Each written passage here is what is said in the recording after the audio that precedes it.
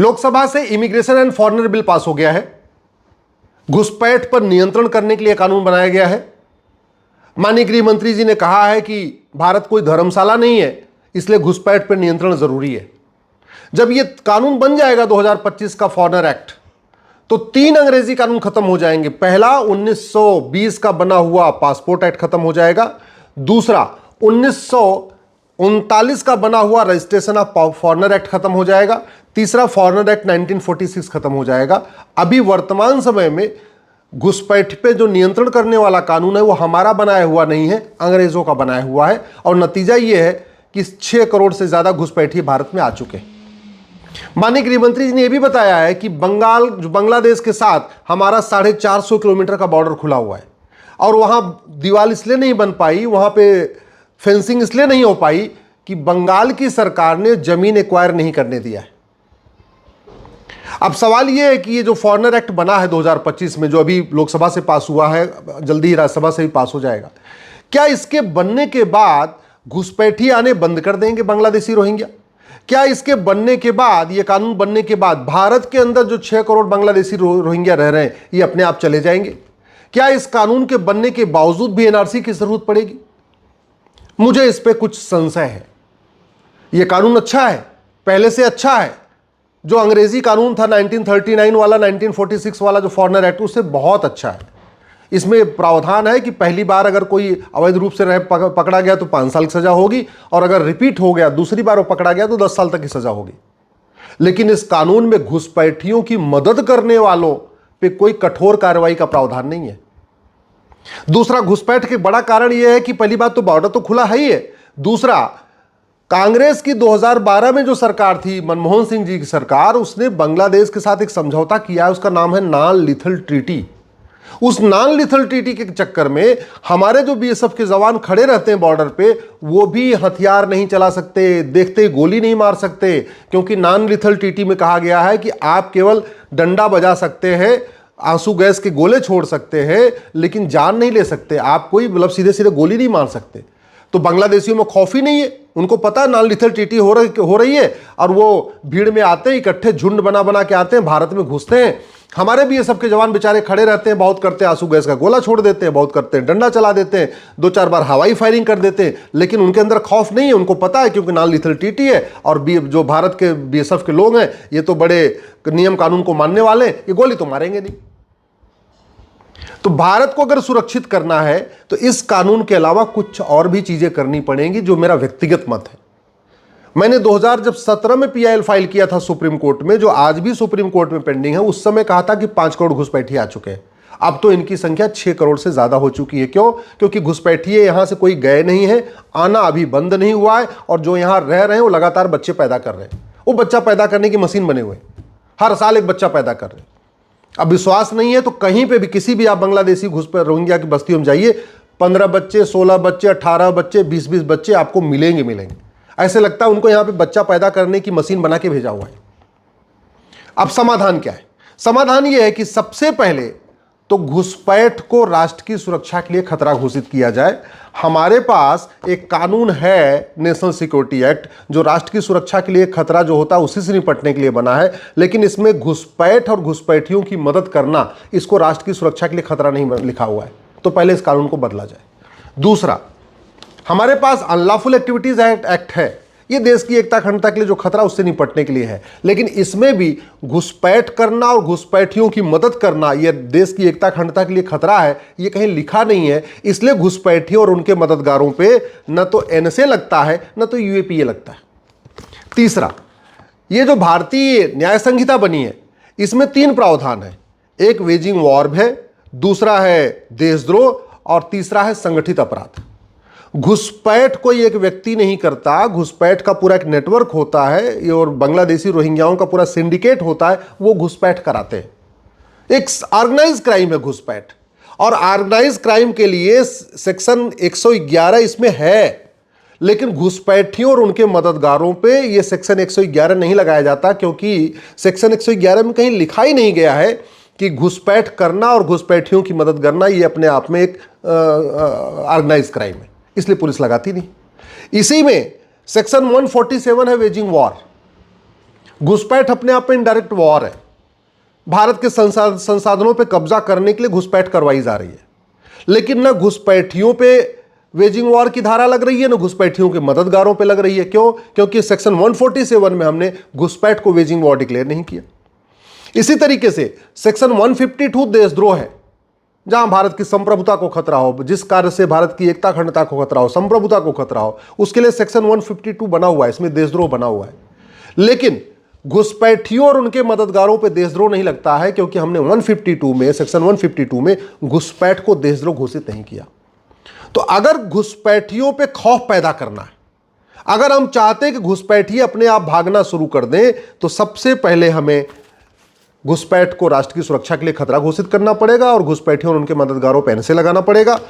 घुसपैठ को देश की एकता अखंडता के लिए खतरा घोषित करना पड़ेगा। घुसपैठियों उनके मददगारों पर यूएपीए लगाना पड़ेगा। घुसपैठ को वेजिंग वॉर डिक्लेयर करना पड़ेगा, देशद्रोह घोषित करना पड़ेगा, एक ऑर्गेनाइज क्राइम डिक्लेयर करना पड़ेगा। और जो बीएनएस है, इसका जो प्रोविजन है सेक्शन 111, सेक्शन 147, सेक्शन 152, इसको घुसपैठियों और उनके मददगारों पे लगाना पड़ेगा। सवाल यह है कि घुसपैठियों पे कार्रवाई करेगा कौन? कार्रवाई करती है पुलिस। और जो पुलिस वाला कानून है 1861 वाला चल रहा है, जो मैकाले ने बनाया था, अंग्रेज बना के गए थे। इस कानून के कारण पुलिस सत्ता की गुलाम बनी हुई है। जो गृह मंत्री जी ने संसद में कहा है कि वहां पे बंगाल में घुसपैठिए केवल आते ही नहीं है, बल्कि बंगाल में घुसपैठियों को सारे डॉक्यूमेंट भी बन रहे, और बंगाल में जो बंगाल की पुलिस है वो घुसपैठियों पे कार्रवाई नहीं कर रही है। इसके पहले जब वामपंथियों की सरकार थी तब भी वहां की पुलिस ने घुसपैठियों पे कार्रवाई नहीं किया। अभी टीएमसी की सरकार है तब भी जो पुलिस है वो घुसपैठियों पे कार्रवाई नहीं कर रही। क्यों? क्योंकि 1861 के पुलिस एक्ट के कारण पुलिस सत्ता की गुलाम है। हमारे पास one nation one police code है नहीं, एक यूनिफॉर्म पुलिस कोड है नहीं कि पूरे देश की पुलिस स्वतंत्र हो, निष्पक्ष हो और एक तरीके से काम करे, घुसपैठियों के खिलाफ काम करे, घुसपैठियों की मददगारों के खिलाफ काम करे। वो तभी हो सकता है जब यूनिफॉर्म पुलिस कोड हो। इस कानून जब तक है तब तक पुलिस सत्ता की गुलाम रहेगी। जो सरकार चाहेगी, जो पॉलिटिकल पार्टी चाहेगी, जो मुख्यमंत्री चाहेगा, वही पुलिस करेगी, क्योंकि उनके भी बाल बच्चे हैं। अगर मान लीजिए घुसपैठियों पे कार्रवाई कर दे और सरकार को नागवार गुजरा, पॉलिटिकल पार्टी को नागवार गुजरा, रातों रात उठा के ट्रांसफर कर देंगे। तो पुलिस को भी एक रक्षा चाहिए, उनके अंदर भी एक स्वतंत्रता चाहिए, उनके अंदर भी जो भय बना हुआ है कि मेरा कार्रवाई करते ही मेरा ट्रांसफर हो जाएगा, वो तब निकलेगा जब ये 1861 का पुलिस एक्ट खत्म होगा। घुसपैठियों के जो डॉक्यूमेंट क्यों बन रहे हैं? घुसपैठियों के डॉक्यूमेंट इसलिए बन रहे हैं क्योंकि फर्जी आधार बनाना, फर्जी राशन कार्ड बनाना, फर्जी ड्राइविंग लाइसेंस बनाना, फर्जी बर्थ सर्टिफिकेट बनवाना, फर्जी एज सर्टिफिकेट बनवाना, फर्जी डेथ सर्टिफिकेट बनवाना, कोई भी फर्जी डॉक्यूमेंट बनाना और बनवाना गंभीर अपराध नहीं है। तो उसके लिए आपको फर्जी डॉक्यूमेंट पे एक चैप्टर जोड़ना पड़ेगा, यानी भारतीय न्याय संहिता में एक चैप्टर जोड़ना पड़ेगा ऑफेंस रिलेटिंग टू इन्फिल्ट्रेशन, और एक चैप्टर जोड़ना पड़ेगा फर्जी डॉक्यूमेंट को, एक चैप्टर जोड़ के फर्जी डॉक्यूमेंट बनाने और बनवाने को गंभीर अपराध घोषित करना पड़ेगा। घुसपैठियों का मुकदमा लंबा इसलिए चल रहा है कि उनको बड़ी फंडिंग आ रही है। और फंडिंग कैसे आ रही है? हवाला के जरिए आ रही है। हवाला क्यों चल रहा है? क्योंकि हवाला विरोधी कानून हमारा वहां घटिया है। घुसपैठियों को फंडिंग कैसे आ रही है? विदेशों से आ रही है। किसके जरिए आ रही है? एफसीआरए कानून जो 2010 में कांग्रेस ने बनाया था। तो हमने जब तक हम ये हवाला विरोधी कानून खत्म करके नया कानून नहीं बनाएंगे और एफसीआरए जो विदेशी फंडिंग कराने के लिए कांग्रेस ने बनाया, इसको खत्म नहीं करेंगे, तब तक फंडिंग नहीं रुकेगी, और फंडिंग नहीं रुकेगी तो घुसपैठ नहीं रुकेगी। घुसपैठियों की और जो बड़ी फंडिंग आती है, कैसे आती है? ड्रग के कारोबार से आती है। जो भारत में पूरा ड्रग का कारोबार चल रहा है, जिसके जरिए पूरे लड़के और लड़कियों को पूरी तरीके से बर्बाद किया जा रहा है, वो जो ड्रग के कारोबार से पैसा आता है, उससे घुसपैठियों को फंडिंग होती है। और वो ड्रग का कारोबार क्यों चल रहा है? क्योंकि नशा तस्करों को फांसी देने, उनकी प्रॉपर्टी जब्त करने, उनकी नागरिकता खत्म करने के लिए हमारे पास कोई कानून ही नहीं है। तो हमें वास्तव में अगर घुसपैठ रोकना है तो ड्रग स्मगलिंग भी रोकना पड़ेगा, क्योंकि सारी फंडिंग ड्रग स्मगलिंग से हो रही है, और वो तभी रुकेगी जब आपका ये एनडीपीएस एक्ट भी खत्म किया जाए और नया कानून बनाया जाए। घुसपैठ तब रुकेगी जब आप इसमें नागरिकता खत्म करने, आजीवन कारावास देने और उनकी 100% प्रॉपर्टी जब्त करने का प्रावधान करेंगे। घुसपैठ तब रुकेगी जब घुसपैठियों का narco polygraph brain mapping test होगा और टेस्ट करके पता किया जाएगा उनके कौन कौन मददगार हैं। अल्टीमेटली घुसपैठिए आ कैसे रहे? बॉर्डर पे 2000 रुपए दे के आते हैं, अंदर आ गए। कॉमन सर्विस सेंटर पे 2000 दिया, आधार बन गया। नगर निगम के दलाल को 2000 रुपए दिया, बर्थ सर्टिफिकेट बन गया। तहसील के दलाल को 2000 रुपए दिया, राशन कार्ड बन गया। आरटीओ ऑफिस के दलाल को 3 से 4000 रुपए दिया, ड्राइविंग लाइसेंस बन गया। तो सारा का सारा डॉक्यूमेंट जो बनता है वो घूस दे दे के बनता है, और घूस दे के तब रुकेगा जब घूसखोरी के खिलाफ हमारे पास कठोर कानून होगा। हमारा अभी तक जो घूसखोरी वाला कानून है वो बहुत ही घटिया है, सड़ा हुआ है। घूसखोरों को सजा नहीं होती, घूसखोरों को नागरिकता नहीं खत्म होती, और जब तक घूसखोरी नहीं बंद होगी तब तक घुसपैठ नहीं बंद होगी। घुसपैठ जब तक काला धन नहीं बंद होगा तब तक घुसपैठ नहीं बंद होगी, और काला धन तब बंद होगा जब ये ब्लैक मनी वाला कानून बदलेगा। जब तक ये बेनामी लेन देन नहीं रुकेगा तब तक घुसपैठ नहीं बंद होगी, और बेनामी लेन देन तब रुकेगा जब ये कानून बदलेगा बेनामी लेन देन वाला।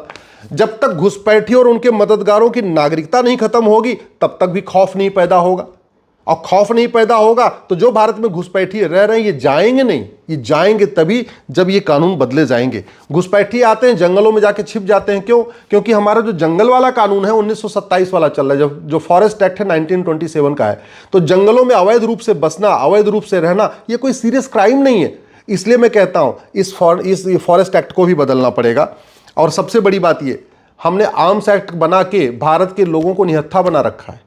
पहले हिंदुओं के घर में भाला होता था, गड़ासा होता था, तलवार होती थी, वो शोभा यात्रा निकालते थे, खौफ पैदा होता। अच्छा, बॉर्डर पे नॉन लीथल ट्रीटी है, सैनिक कुछ वहां कर नहीं सकते, और घुसपैठियों को पता है कि अंदर में जो भारत में रह रहे हिंदू रह रहे, इनके यहाँ घर में तो कोई हथियार ही नहीं है, उनके बगल में जाके झुग्गी बसा लो तब भी कुछ नहीं करने वाले, कुछ होगा ही नहीं है। तो खौफ कैसे पैदा होगा? तो आपको आर्म्स एक्ट बदलना पड़ेगा। और सबसे इंपॉर्टेंट, हमने जो ये नेशनल माइनॉरिटी कमीशन एक्ट बना के बांग्लादेशी रोहिंग्या घुसपैठियों को माइनॉरिटी का दर्जा दे रखा है, उसको हमें रोकना पड़ेगा।